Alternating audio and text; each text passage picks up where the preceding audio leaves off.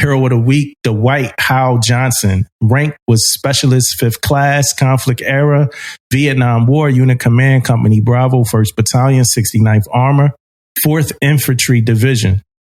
Again, he was in the Army, the Medal of Honor, action date, January 15th, 1968. Citation. For conspicuous gallantry and intrepidity at the risk of his life above and beyond the call of duty, Specialist 5 Johnson, a tank driver with Company Bravo, was a member of a reaction force moving to aid other elements of his platoon, which was in heavy contact with a battalion-sized North Vietnam force. Specialist 5 Johnson's tank, upon reaching the point of contact, threw a track and became immobilized. Realizing that he could do no more as a driver, he climbed out of the vehicle armed only with a .45 caliber pistol.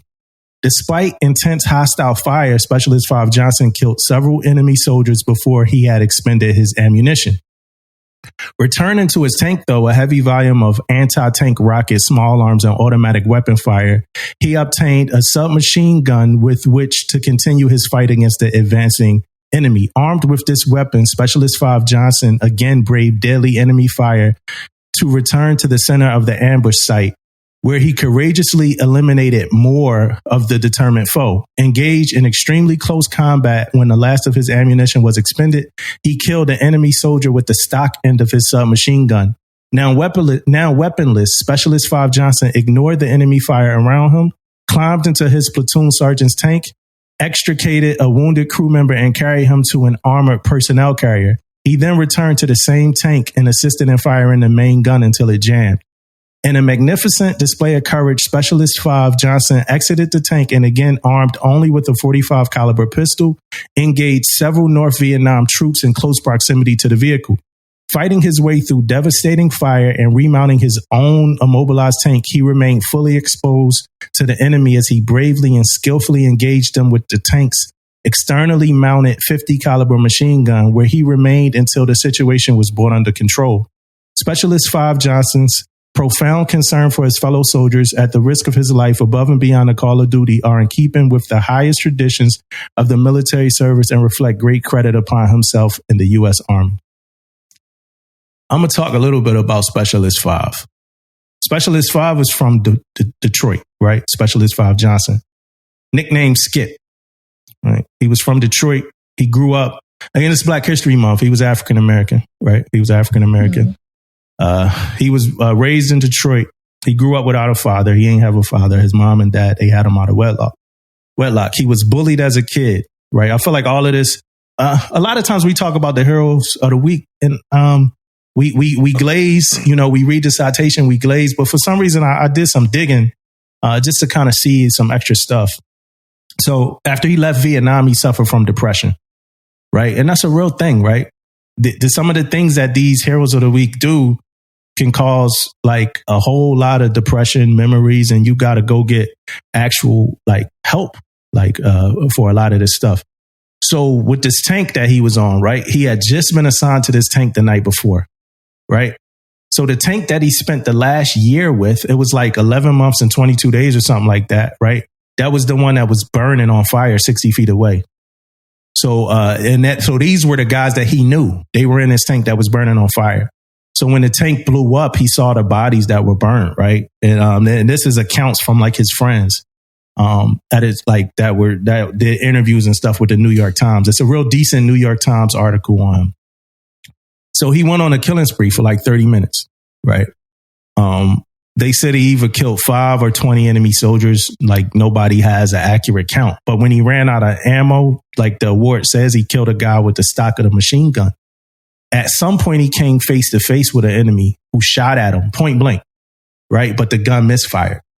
So Skip killed him, right? This is something that he would dream about, right? Like we said, he went through depression after. So he would dream about this. When it was all over, it took 3 men and 3 shots of morphine to hold Dwight down. They took him away to a hospital in a straitjacket, right? He blacked out. He pretty much blacked out.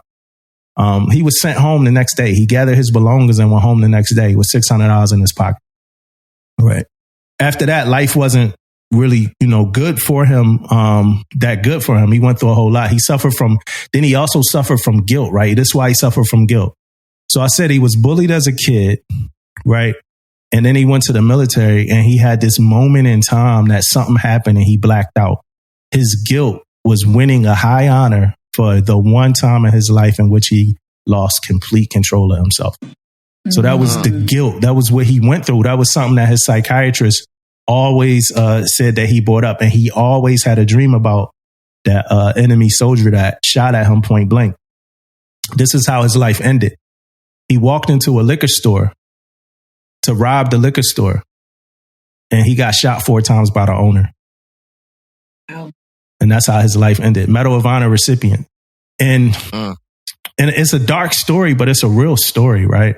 And they didn't know, like the officials, the people that was like the cops and everything, they found out he was a Medal of Honor recipient because he kept the membership in his pocket. So when they went in his pocket and they was pulling stuff out, his belongings or whatever, they saw that he was a part of that club. But yeah, so that's a real tough story because it's real. It's real life, man. Dwight Hal Johnson, it's things like when we talk about that Vietnam War, that wasn't the easiest war. And a lot of soldiers came home with like not a lot of resources. Right. Not a lot of resources. This guy pretty much blacked out and got sent home the next day. That's it. Next day, mental health, we didn't look at it like we, do now. And this was during war. This was wartime, but it wasn't like, let's get him home and get him in contact with somebody and, get help. He wound up seeing a psychiatrist later because he actually went back into the Army as a recruiter, which was also something that he really didn't want to do because he felt like the Army didn't hold to their end of the bargain. But it's just it's a dark story. It's a sad story, but it's a magnificent, in my opinion, American story. Like these are like, because when we talk about African American, I don't get into African, I get into American. You know what I mean? And I insert us in those stories or whatever. And I want to see a movie about this guy. Yeah. You know what I'm saying? I would love to see a movie about Dwight Hal Johnson. So that's all I got. I don't know what y'all, I probably just laid a whole lot of heavy stuff on y'all. You did, bro. You did. I just want to add to it, man. Great story. Good find though by you, Dumbo. I mean, that's a good find, man.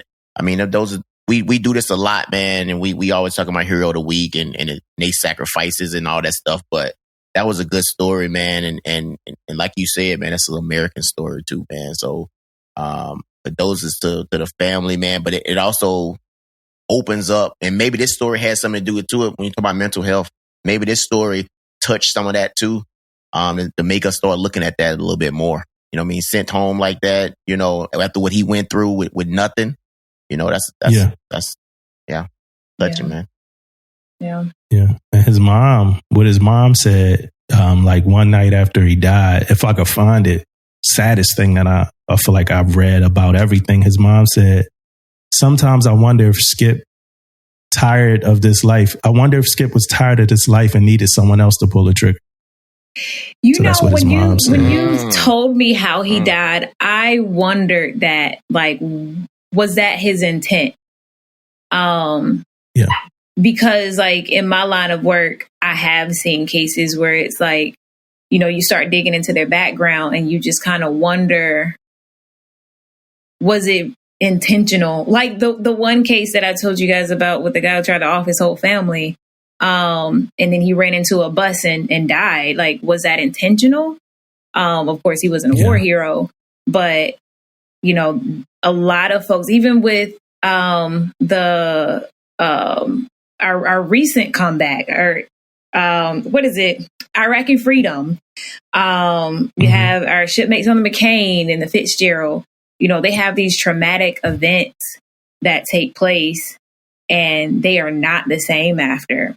And I just wonder sometimes we don't have enough mental health resources because there's so many people who need it and there's not enough providers. And so what are we doing? Like, how are we fixing it? So that, and especially back there, like you said, they really didn't have those resources. My ex-husband was actually kicked out after, my ex-husband was kicked out of the Navy after he got back from Afghanistan. He was going through some stuff and had some misconduct that took place, and he ended up getting kicked out. he still to this day has nightmares, and he has to get inpatient treatment. Sometimes he goes through outpatient treatment. And so I can only imagine, what they go through. Like that's tough. That's tough. Yeah. And I'm with the mom. Like I would wonder that too.